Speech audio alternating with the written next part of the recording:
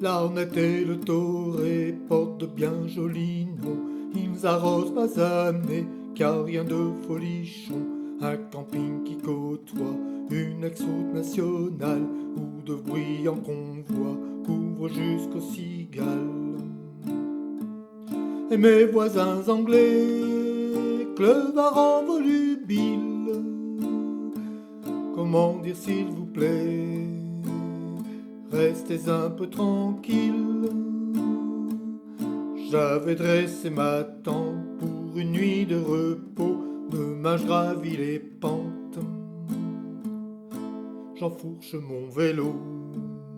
Écoutez donc l'histoire du cyclo exalté. À moi la montagne noire, adieu Mazamet.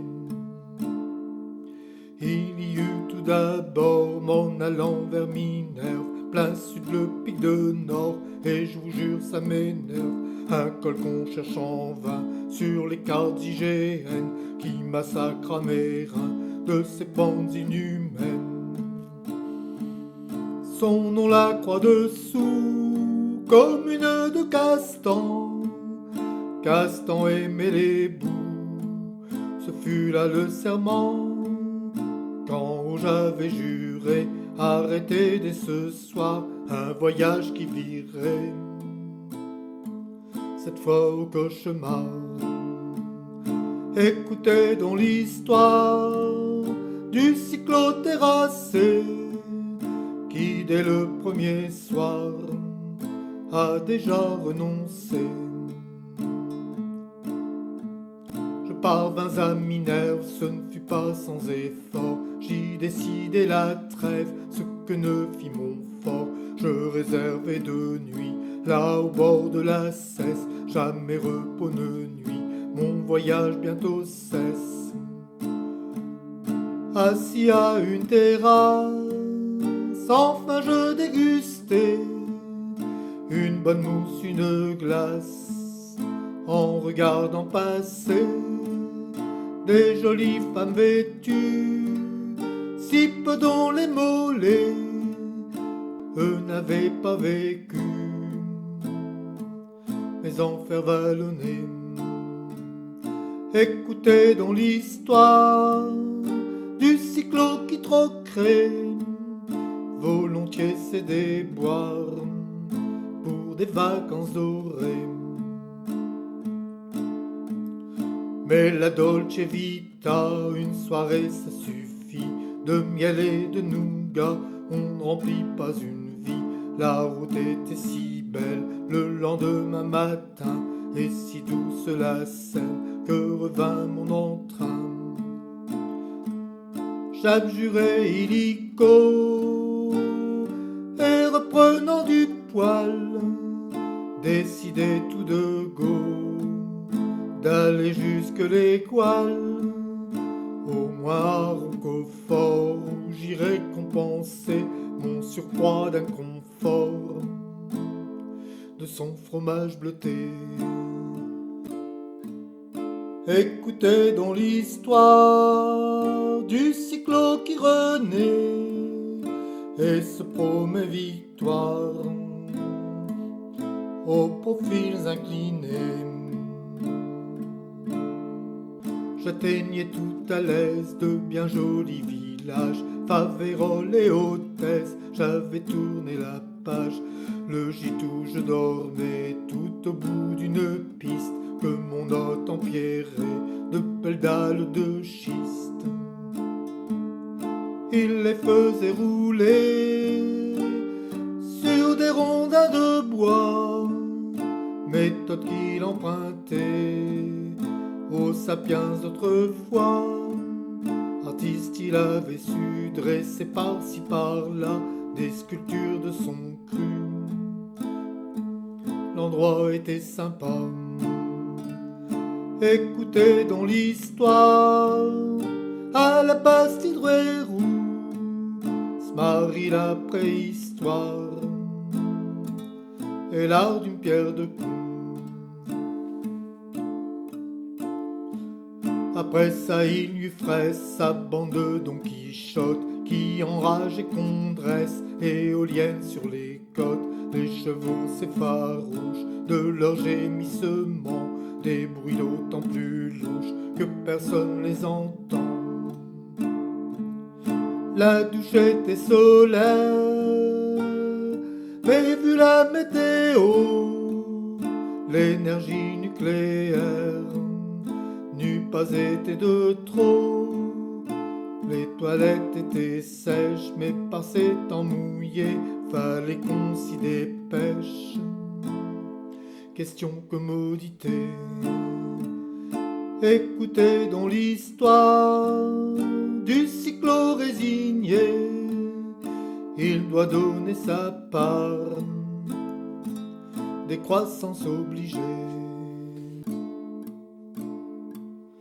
À Saint-Gervais-sur-Marne, mon Kawe, où est-il? J'ai perdu l'accessoire, sans doute le plus utile. J'ai refait 3 fois le parcours, l'enfilade d'école, mais il est resté sourd à mes suppliques le drôle. Je veux téléphoner, une cabine, mon calepin, lui aussi s'est barré. Et ça me rend chagrin. J'ai perdu l'annuaire des gîtes où me loger, mais aussi quelques vers et des jardins secrets. Écoutez donc l'histoire du cyclo tout mouillé, sa tête est dans le brouillard, le voilà embrouillé. Je retrouverai demain un Kawe lui tout vierge, et quant au calepin, il était à l'auberge, si d'Obmont de la Cône. À l'ouest c'était bouché, choisir l'anticyclone, vers Dieu je me dirigeais. Puis j'allais vers l'Odève, contournant Salagou, Bram Stoker dans mes rêves laissait un vilain goût. À la couvertoire, ni calot ni képi, s'achève la promenade. Il fait froid, il fait gris. Écoutez donc l'histoire du cyclo qui grelotte, caché dans les remparts, sous 3 couches de capote. Je revenais à Dio, croisant sur mon chemin un chevreuil plein de sabots, enjambant les moulins. Mais ce soir-là, mon hôte, un paysan chasseur, servi dans sa gargote, son frère, j'en ai bien peur. C'était fort bon, ma foi, mais la nuit je rêvais. J'ai revu 1000 fois l'élégant ongulé qui se moquait des barrières et des fils barbelés, mais qu'une balle meurtrière. Je restais inconsolé. Écoutez donc l'histoire du cyclo qui voudrait chasser de sa mémoire le souvenir égrelé.